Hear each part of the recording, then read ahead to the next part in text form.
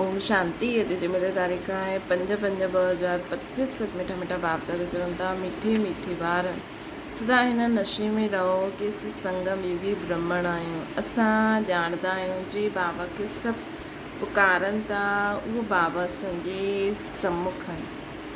प्रश्न आहे जीअं ॿारनि जो बुद्धि योग ठीकु हूंदो उन्हनि खे कहिड़ो साक्षात्कार थींदो रहंदो।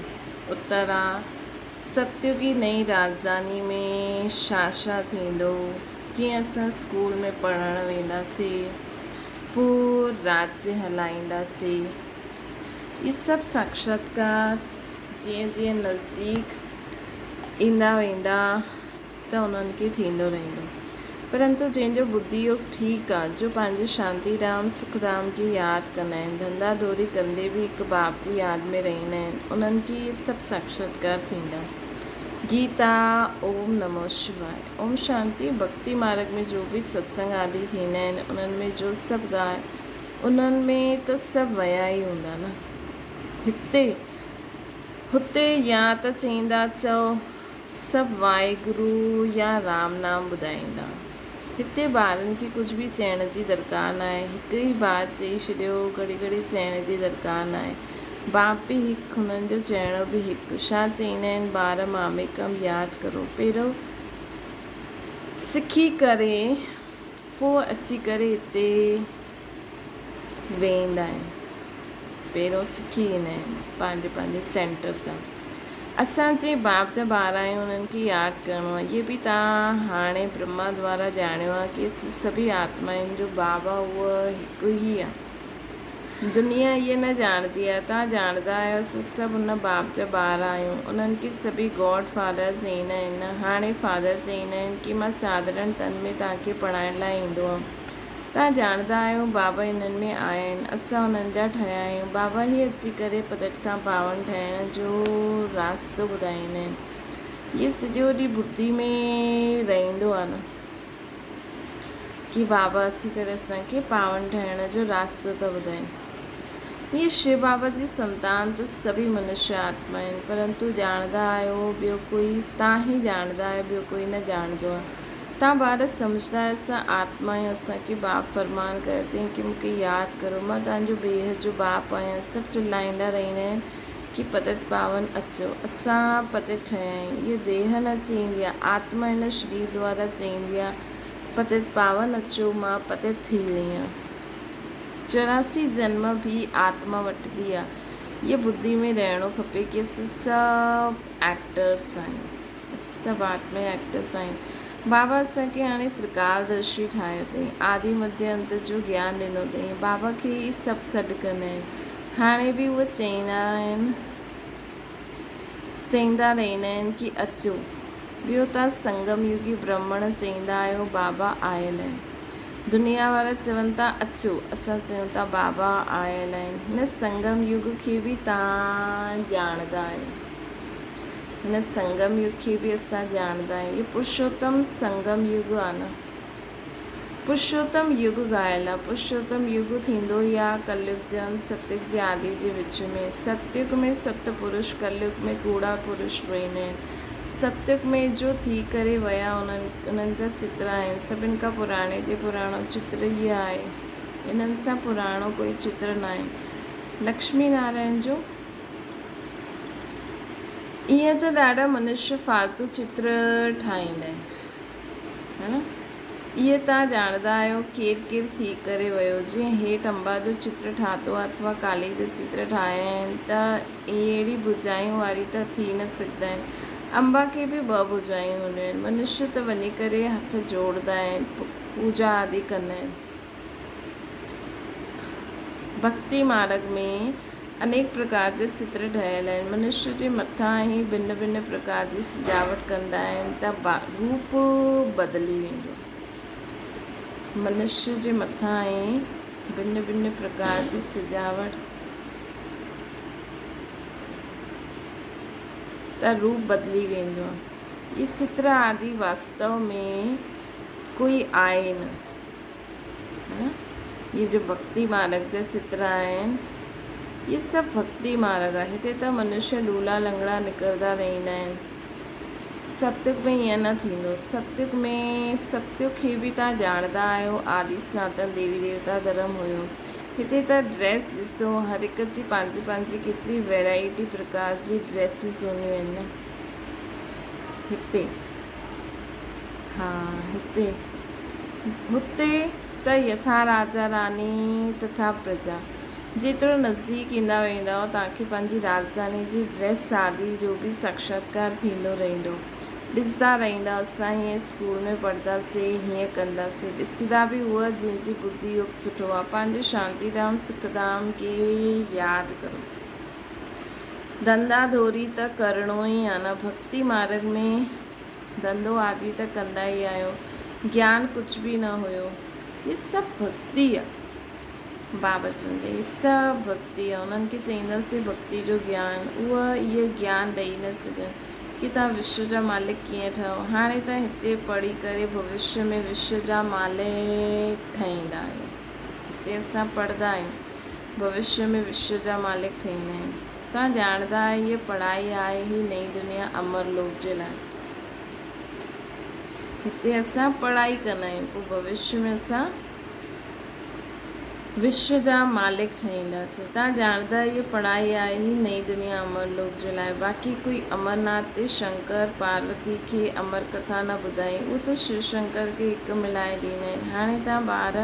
हाणे बाप तव्हां ॿारनि खे सम्झाइनि त इहे बि ॿुधंदा आहिनि न। बाप हिकु सृष्टि जे आदि मध्य अंत जो राज केरु सम्झाए सघे, है न, कोई बि न सम्झे। ही साधु संत आदि त कोई ॼाणंदा ई न आहिनि।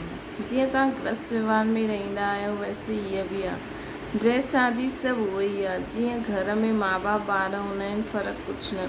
बाबा हिन रथ में सवार थिया आहिनि ॿारनि वटि, मतिलबु बाबा वटि बि शिव बाप ब्रह्मा मां जे तन में आया आहिनि। ऐं असां पोइ ब्रह्मा जो शरीर पुरुष जो आहे, इन करे मम्मा खे मुक़ररु कयो अथनि।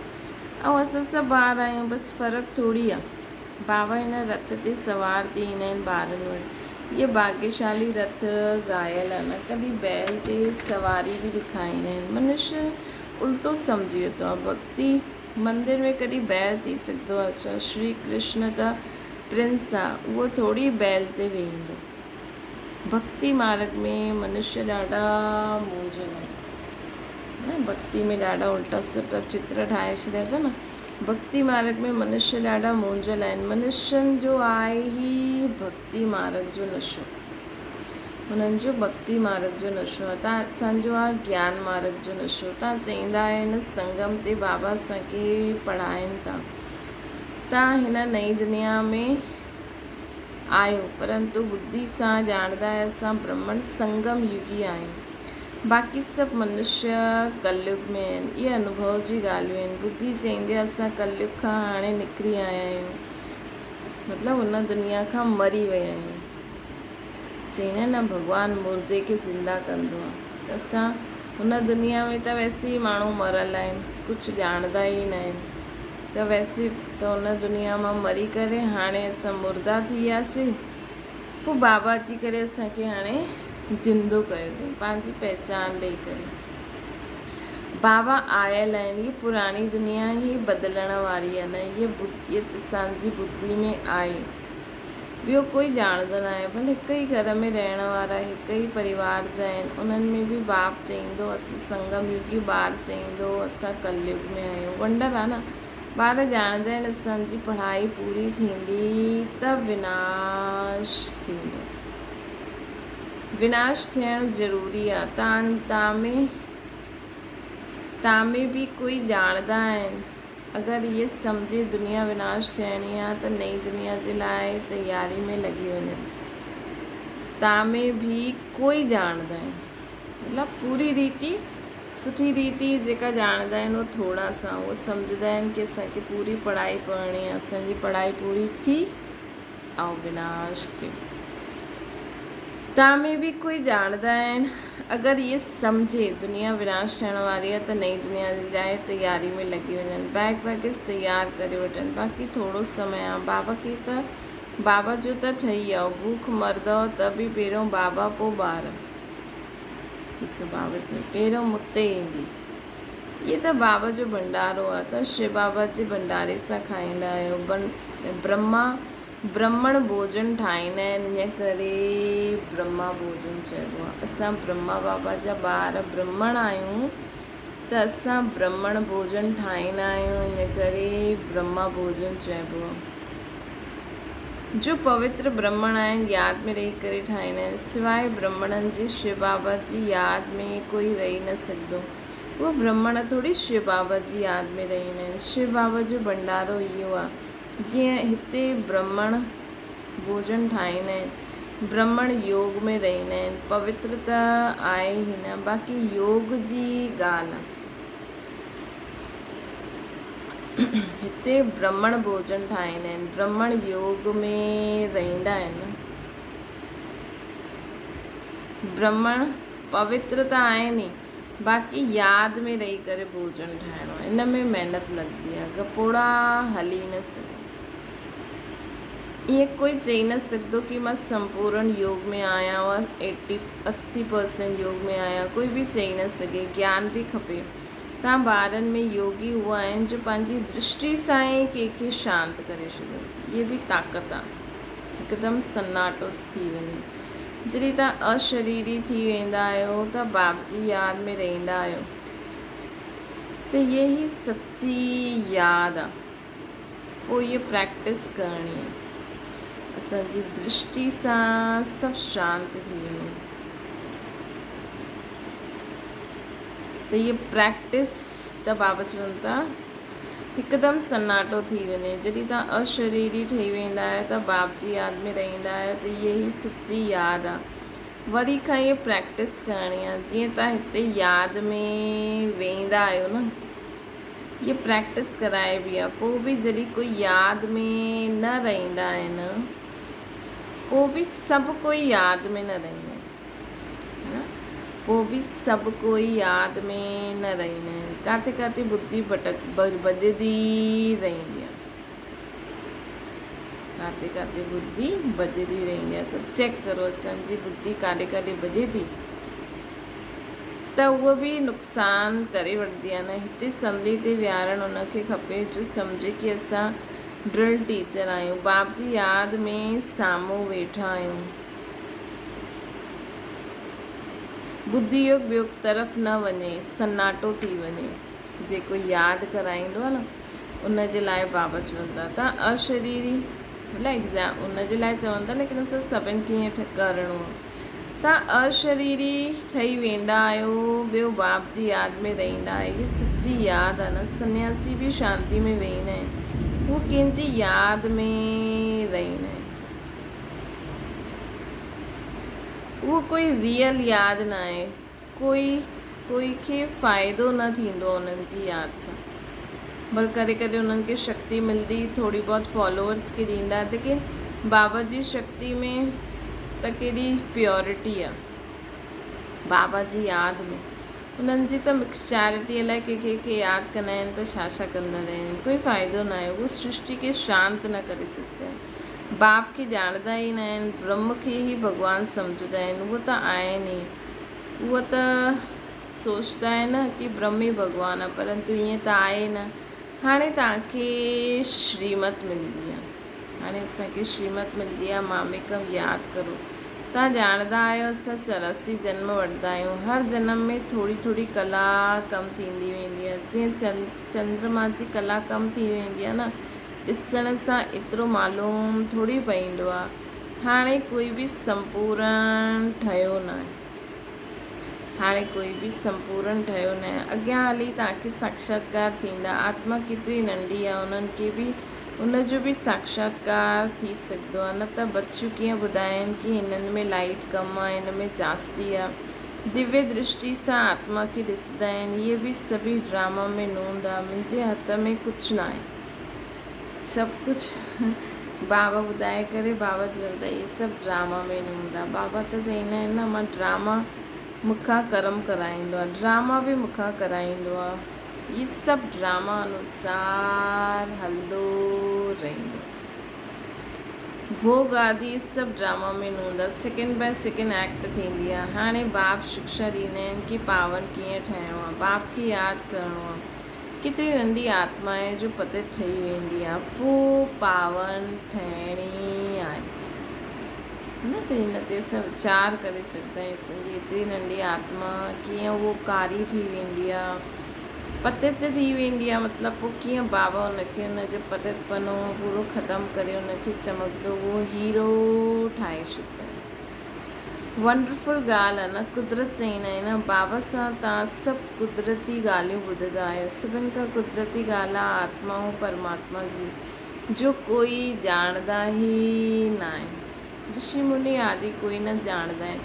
एतिरी नंढी सी आत्मा पत्थर बुद्धि पोइ पारस बुद्धि ठहींदी आहे। बुद्धि में यही चिंतन हलंदो रहे कि असां आत्माऊं पत्थर बुद्धि ठही विया आहियूं।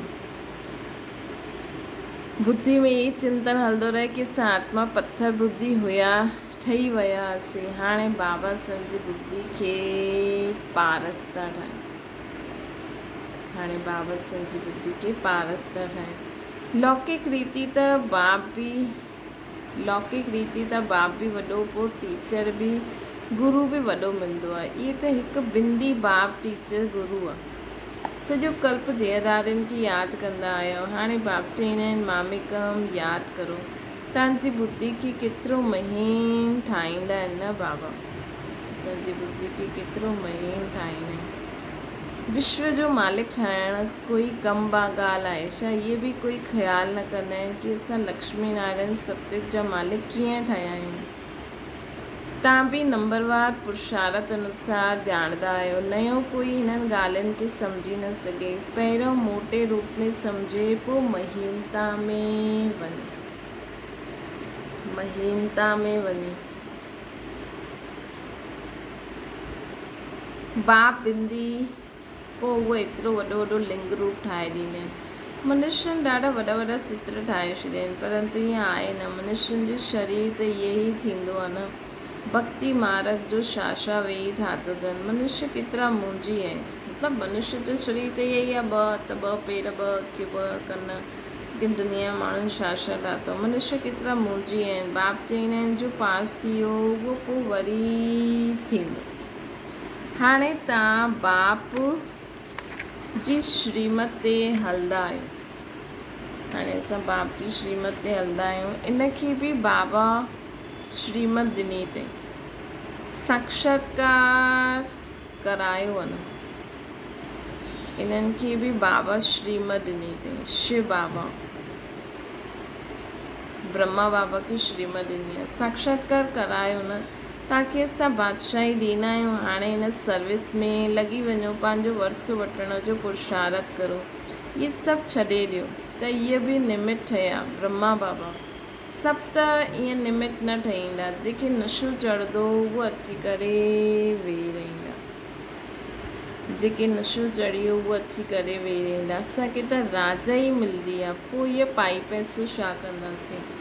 त हाणे बाप ॿारनि खे पुरुषार्थ कराईंदा आहिनि। राजधानी स्थापना थिए थी। चईंदा बि आहिनि असां लक्ष्मी नारायण सां कमु छो ठहूं, है न। त श्रीमत ते हली करे ॾेखारियो। बाबा चईंदा आहिनि, ॿारस चईंदा आहिनि कि असां लक्ष्मी नारायण खां गॾु छो ठहूं। त बाबा चईंदा आहिनि हाणे श्रीमत ते हली करे ॾेखारियो। चूचा न करो। बाबा थोरी चईं ॿारनि जो छा हाल थींदो।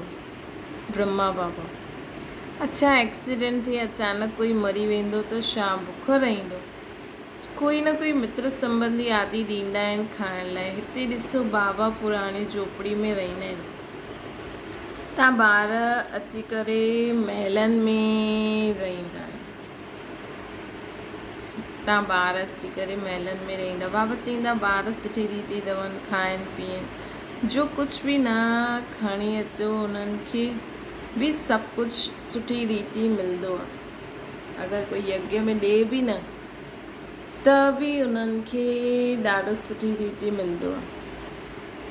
हिन बाबा सां बि सुठी रीति ॿारनि रहंदा आहिनि ब्रह्मा बाबा खां। शिव बाबा चवंदा आहिनि असां त आया आहियूं रमता रोगी, कोई जो बि कल्याण करणु वञी सघंदा आहियूं। त बाबा खे त कुझु खपे ई न, वैसे बि बाबा जो शरीर त आहे न, लेकिन बाबा ब्रह्मातन में बि ईंदा आहिनि त बि राज जी ठाट में न रहंदा आहिनि। जो ज्ञानी ॿार हूंदा आहिनि उहे कॾहिं साक्षात्कार आदि जी ॻाल्हि में ख़ुशि न थींदा, सिवाय योग जे ॿियो कुझु बि न खपे, है न। ज्ञानी योगी तो आत्मा आहिनि कि योग जे सिवाय ॿियो कुझु बि न खपे। हिन साक्षात्कार जी ॻाल्हियुनि में असांखे ख़ुशि न थियणो। अच्छा, मीठे मीठे सिकिल जे ॿारनि प्रति माता पिता बाप दादा जो यादि प्यार ऐं गुड मॉर्निंग। रूहानी बाप जी से सभिनि रूहानी ॿारनि खे नमस्ते। असांजी बि रूहानी माता पिता बाप दादा खे यादि प्यार गुड मॉर्निंग ऐं नमस्ते। धारणा जे लाइ मुख्य सार योग जी अहिड़ी स्थिति ठाहिणी आहे जो दृष्टि सां ई कंहिंखे शांति करे छॾियो, हिकदमि सन्नाटो थी वञे। इन जे लाइ अशरीरी थियण जो अभ्यास करिणो आहे। ज्ञान जे सचे नशे में रहण लाइ यादि रहे संगम युगी आहे। हाणे पुराणी दुनिया बदिलण वारी आहे। असां वञूं था पंहिंजे घर। ज्ञान जे सचे नशे में रहणो, श्रीमत ते सदा हलंदा रहो, चूचा न करो, चूचा न करो। वरदाना परमात्मा मिलन द्वारा रोहरियान जो सही रिस्पॉन्स प्राप्त करण वारा बाप समान बहुरूपी ठहो। जीअं बाप बहुरूपी आहिनि, सेकंड में निराकार सां आकारी वस्त्र धारण कंदा आहिनि, ईअं तव्हां बि हिन मिट्टी जी ड्रेस खे छॾे आकारी फ़रिश्तो ड्रेस में अचो। चमकीली ड्रेस पायो त सहज मिलन बि थींदो, चमकीली ड्रेस पायो त सहज मिलन बि थींदो, रोहरियान जो क्लियर रिस्पॉन्स बि सम्झी सघंदो। छो जो हिन ड्रेस, इहा पुराणी ड्रेस जी वृत्ति ऐं वाइब्रेशन सां बाबा चवनि था, छो जी ये ड्रेस, लाइट जी ड्रेस पुराणी दुनिया जी वृत्ति ऐं वाइब्रेशन सां माया जे वाटर ऐं फायर प्रूफ आहे। माया जे वाटर या फायर सां प्रूफ आहे। ये लाइट जो शरीर असांजो पुराणी दुनिया जी वृत्ति, वाइब्रेशन, माया जे वाटर या फायर जे प्रूफ आहे। इन में माया इंटरफेयर न करे सघंदी आहे, इन में माया इंटरफेयर न करे सघंदी आहे। इन करे बाबा सां रोहरियान करण लाइ पंहिंजे लाइट जे शरीर में लाइट जो शरीर इमर्ज करो। बाबा सां जो बि ॻाल्हियूं करणियूं आहिनि, बाबा सां ॻाल्हियूं करो त असांखे क्लियर रिस्पॉन्स मिली वेंदो। स्लोगन आहे, दृढ़ता असंभव सां बि संभव कराए वठंदी आहे। दृढ़ता असंभव सां बि संभव कराए वठंदी आहे।